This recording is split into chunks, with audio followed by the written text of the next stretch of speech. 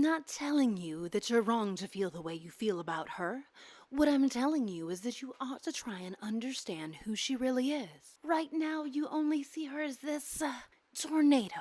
A tornado just traveling alone from town to town, destroying everything in its way for no reason. But trust me, there has always been a reason behind everything your sister does. Like what? Well, control mainly. It's what causes her to act out. Angela feels the need to be in control of not just her own life, but everybody else in it. And now, for the first time, she can sense that she's losing a lot of that control. Anything can happen to her, and that scares her. Is this not true for all of us, Miss Henson? And yet, most people don't do what Angela does. We're all trying to figure out how to navigate through this life in different ways. Your sister included. Not everyone has the proper tools to do so. I thought about that for a moment. Did something happen to her? I'm sorry, but due to patient confidentiality, I'm afraid that I can't answer your question. Well then, what is it that she wants? These are the things that you need to ask her. I think the two of you are long overdue for a conversation. You really should consider doing that soon, especially if this procedure you mentioned does what it's supposed to do. I wasn't sure if I was really ready for that conversation. If there was more to Angela as a human, I had definitely never seen it, and I was David. But Miss Henson was right. I was tired of being afraid of Angela, of avoiding her in the school halls and in my own home. I was tired of feeling like my entire life revolved around her. I just wanted to live a normal life with friends, relatives, girlfriends, birthdays, parties, and a good night's sleep. I always felt like I couldn't have any of that in true peace. As we reached the last day of school, and the eve of Angela's procedure, I had reached the point where I could no longer put off the conversation Miss Henson expected me to have with her. I knocked on her door after an uncomfortably awkward dinner that night. What? There was a lump in my throat. She opened her door just enough for her body to squeeze through. What? Can we talk? She paused, then moved out of the way, allowing me to enter her room. I'd only been in her room a few times since we were kids. It looked exactly the same now as it did back then. The walls were still a light shade of purple, her old dolls were still sitting high upon their shelf, and her closet door frames still had our childhood heights etched into the wood, something Grandpa would measure with us each time he came to visit. In this room, Angela seemed like a normal girl. I stood to close the door as she dropped herself onto the bed and looked at me with curiosity. I was sweating. My injured hand was pulsating. I decided the best way to do this was to just come right out with what I wanted to say to her. I want to understand you better. I don't think you do. I do. I want to know what it's like to be you. What goes on in your head, what you're thinking, why you do the things you do. I don't know how to answer that. What do you mean you don't know? Because I don't understand it myself either. You're my brother, but you've always treated me like an experiment, and I don't appreciate it. Talking to her could sometimes make you feel like you were the one that was insane. You do know you hurt people for your own pleasure, right? I mean, I know you know that. Haven't you ever felt bad about it? Of course I have. Of course I do. It was clear to me that I was not going to get any honesty out of her. Well, here's the thing. I don't think you do. I think you hate people. I think you hate yourself. You think that you're different, that you're better, so you hurt people. Am I wrong? Tell me, do you even love me? Do you even love Mom? Or do you hate us too? She looked at me incredulously, like I was missing something obvious. She got off the bed and approached me, stopping just a foot away. I don't anything you. I don't anything anyone. It was probably the most honest she had ever been with me. In that moment, it made my skin crawl. But it wasn't until much later I realized how sad of a confession it was. When Mom and Angela left for Portland early the next morning, I had said nothing to Angela. Despite my apprehensions about Dr. Elderson's electric therapy and procedure, a part of me was still hoping to welcome home a brand new Angela. With summer vacations now starting and the house to myself for the weekend, I slept most of the time away, as I thought I was catching up on all the sleep I had lost my entire lifetime. I had no idea what to do with myself when I was awake. I'd watch TV, pace rooms, eat, and lay on the floor. But by the end of the weekend, I had become so bored and anxious that I did something unexpected. I went into Angela's room. I sat on her bed where some clothes were left strewn across. nervous that she'd somehow figure out that I'd been there. I thought again about exactly who would be walking through the door when they returned the next day. It kept me up all night. After a few hours of restless tossing and turning, I got out of bed early, made myself a coffee that I don't normally even drink, paced the kitchen some more, and waited in the same seat my grandpa always sat in, staring at the front door as I mentally prepared myself for it to finally open. By that point, my mind had already begun wandering far from reality. I imagined Angela bursting through the door to give me a hug and telling me through sobs that she was sorry for everything she had ever done. In that moment, it occurred to me that we had never actually hugged before, not that I could remember too well. When my wishful daydream ended, I hated myself for letting her manipulate me even in her absence. Suddenly, I heard the car door slam shut. My stomach sank. A few moments later, the front door opened and they entered as casually as if they'd run to the grocery store around the corner. "Oh, hi, honey! I didn't expect to see you there! Angela, come say hi to your brother!" A wave of nausea washed over me and I wanted to puke. I could hardly bring myself to look at her. Angela was still standing by the door, looking bashful. Hi. Hi. I finally looked her in the eyes. They looked different. Her head had been shaved and I could see some stitched running down her scalp to the edge of her forehead. "Well, I know it's lunchtime, but I'm making breakfast. Anyone hungry?" "Can I go take a shower, Mom?" "Of course, baby. Just be careful. We can't wet your head, okay?" Angela nodded quickly and quietly and disappeared upstairs. Mom waited till she was long gone and then hovered beside me as bacon sizzled on the stove. "They said that the effects could take a while to kick in, but I think it's already working." I remained silent as Mom continued with the eggs and bacon. "Where's that large knife?" The biggest slot was still empty. I wasn't planning on putting it back just yet, despite my mother's optimism. I was going to need a lot more reassurance, but I wouldn't see much in the weeks following. Angela spent most of the time asleep, an expected side effect apparently, but she was pleasant and quiet at dinner, uttering please and thank you, but not much else. I tried to enjoy my summer break as much as I could, riding my bike around the neighboring towns and watching movies with friends. My deal with Mom was that I'd stay home during the day while she was at work, in case Angela needed anything. I wasn't quite thrilled about being left alone with her, but I hardly saw much of her at first. Just a quick couple of greetings in the hallway and nothing more. Mom kept calling frequently to check in, but there hadn't been any issues. Until one day. I shot awake to the booming sounds of things crashing against the wall. I ran out into the hallway and stood outside Angela's door, listening as more things got slammed on the other side of the wall. She was throwing an absolute tantrum. I was about to enter, but I thought better of it. Then, as soon as it had begun, it was over. Silence. When I called Mom to tell her what happened, she told me that these kind of outbursts were expected. Emotional fallout, Dr. Alderson had told her. I do wish someone would have told me. Going forward, I was hyper-vigilant. I thought I'd heard Angela through the walls one day talking to herself. I pressed my ear against it, but struggled to make sense of anything. This would happen again and again, day after day.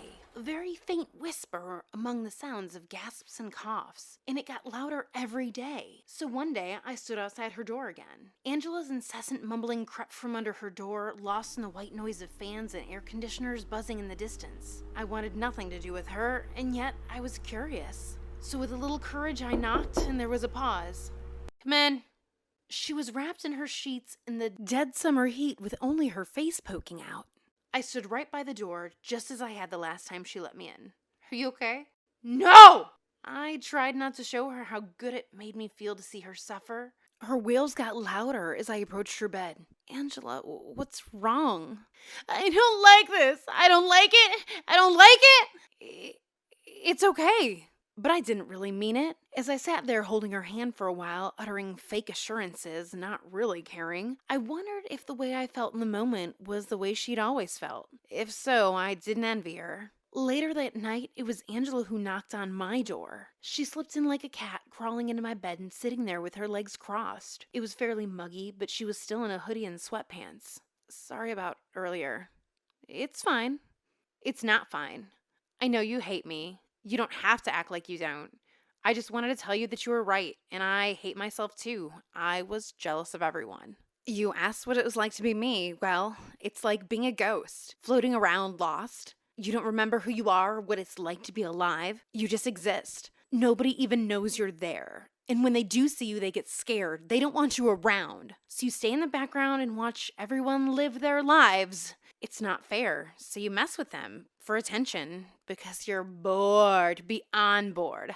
Because just for 1 second, their screams make you feel like you're real. And you chase that feeling, that thrill. I was blown away, unsure how to respond. I sat up against my headboard, wide-eyed in awe. The knife under my pillow was showing for a second before I shuffled to cover it up. Wow. I wish you would have told me that a long time ago. But I don't hate you, Angela. I think I'm a bit afraid of you. This hit her in the gut. She wrinkled her face and I was worried she was going to cry again. Instead, she took a deep breath and smiled like a switch had been flipped. Will you be at home tomorrow evening? Why? I wanted to do something nice for you. I hope you don't have other plans. I had no idea what to think of this or of her, but she was staring at me wide-eyed and hopeful. Okay, I'll be home. Thank you. Later that afternoon, Mom took Angela shopping at the supermarket, which got me curious. When they returned, they asked me to leave them alone for a while and banished me upstairs. I preoccupied myself with the video game till I noticed the smell of a freshly baked cake wafting in. I went downstairs and to my amazement saw what the girls had done. The entire kitchen and living room were decorated with bunting and pictures from our childhood. On the table was my favorite cake, chocolate with vanilla frosting, baked by Angela with Mom's help. Surprise! Though I was confused and amazed at first, I wanted no part of this. I told myself to put on a face for my mother. For the first time in a long time, we were going to have a good night together, and I owed our mother that. We looked through old photo albums together and awkwardly reminisced about the past, as Mom told us stories from our childhood. She left out all the incidents where Angela had found ways to cause trouble. A while later, Angela quickly ran up to her room and returned with a small present, wrapped and topped with a bow, and handed it to me without a word. It surprised me, but not nearly as much as what was inside. In the little box was a very familiar pin, Grandpa's medal. All these years I truly thought I had lost it, but I was wrong. Angela had freaking taken it from me. But then I looked at my mother's face. It was like she was silently begging me not to react negatively. I looked at Angela, who was waiting tentatively. Part of me was ready to holler at her, but when I took the pin out and held it in my hand, the rage vanished. All I could think of is how happy I was to have it. Thanks. Thank you. Angela lunged forward, wrapping her arms around me in a long, quiet embrace. Mom watched on with her hands covering the wave of emotion that had hit her. When we settled down, we ate more cake and finished the night by playing some inappropriate board game Angela had convinced Mom to buy. I couldn't take my eyes off my sister. I wanted to catch her in an unsuspecting moment to see if the mask would show itself. When her attitude suddenly shifted to a somber state, I couldn't tell if it was due to my watchful eye or if it was just another instance of emotional fallout. I heard Angela again that night, quietly crying herself to sleep. In fact, I'd been hearing it almost every night now. It was becoming less enjoyable. I thought about how, if any of this was real, if it meant that she had been in a lot of pain for quite some time now. When I realized I was starting to feel bad, I caught myself. I couldn't let her fool me, and I knew she wasn't going to give up trying. What else could I do to fix our relationship? Angela, I have to admit, even if your therapy's worked, it's hard for me to separate who you are now and who you were before. I think it's going to take me a lot of time. Oh, I understand. The very next day, she bleached blonde streaks into her hair. As the summer wound down, I hung out with Angela a little more. Movies on the couch, midnight conversations in our room, though I tried to limit it. But she was like a puppy, following me around for attention. For all the questions I used to have for her, she had many more for me. Simple things, like my favorite food or who I had a crush on. She even joked about how she'd probably once known this information, but didn't care enough to remember it. I was starting to get tired of playing along, so I decided to put her on the spot. I can hear you crying every night. You know, I can never fall asleep anymore because the images of all the pain I've caused all the people in the past just keep me up. Every time I think I remember everything, something new pops up. I really just don't know what to do with myself. I nearly rolled my eyes. But that small sliver of hope in the back of my mind made me do otherwise. In the final week of summer, Greg, a friend of mine, invited me to his family's lake house. Mom wasn't too sure about leaving Angela home alone yet, but both Angela and I assured her that she'd be fine by now. I guilted Mom over how I'd hardly done anything that summer, and it worked. I was gone for 5 days of jet skis, hot dogs, and fireworks. I told Greg everything that happened that summer, probably more than I should have. I should have invited her too. Ha! I think if you had, you'd probably have accidentally drowned by now. When the week ended, Greg's family dropped me back at home. It was midday and Mom would have already been at work. I couldn't imagine how often she checked in on Angela while I was away. But when I got inside, Angela was nowhere to be found. I called out, but nothing. I checked upstairs, even opened her bedroom door to see if she was still asleep. Still nothing. Then I heard a strange buzzing sound coming from downstairs. I followed it to the basement door. It was locked. I banged on it and called Angela's name. The buzzing continued. Then I heard this painful, horrific scream. I started punching the door repeatedly, shouting. I didn't know what to do. I kicked the doorknob over and over until the door cracked at the hinge. When I got it open, I skipped down the stairs and rounded the corner to see Angela with her head on Dad's workbench. She was holding one of the power drills with the drill inside her head where she had gotten her stitches. Blood spattered everywhere. I can't do this anymore! I want to go back! I want to go back! I was frightened out of my wits. I rushed Angela to the hospital where she was admitted for a while. It seemed like she was trying to undo her stitches, and thankfully she hadn't punctured her skull too far in, but they wanted to keep an eye on her. When she was released, Mom took her straight to Dr. Alderson, who was initially disturbed by what his patient had done, but he soon tried to spin the incident as good news, indicating that this is how he intended for his therapy to work. Mom was not too thrilled by this. She was hoping to get some suggestions on how to lessen the impact of the side effects of his treatment on her poor daughter, to which he could only offer medication. Angela needs more time. She isn't just learning how to live with those around her, but with herself as well. She's feeling a lifetime's worth of guilt and shame. The best thing her family can do right now is help her heal, and maybe keep a closer watch on her in the meantime. When we got home, Mom found Angela another therapist and transferred her to a new school. Angela was going to go to St. Paul's Prep after all. Mom had to dip even further into whatever we had saved, but she wanted to keep Angela as happy as possible and figured a fresh start was required. This, in addition to the medication, calmed Angela down a fair bit as we got ready for the new school year. I hung out in the bathroom with her through the final days of summer break just to keep an eye on her. I was told not to talk about the incident, but Angela was the one who brought it up. Can I ask you something? How do you live with your remorse? What does one do with feelings of guilt? I don't know how to answer that. Doesn't it seem like something for your new therapist? I think the best thing one can do is to learn from it. Just to be better today than one was yesterday. It's corny, I know, but it's what I think. No, I appreciate you trying. Thank you. I have another question. Do you love me? Not yet, but I'd like to someday. I'd like that too.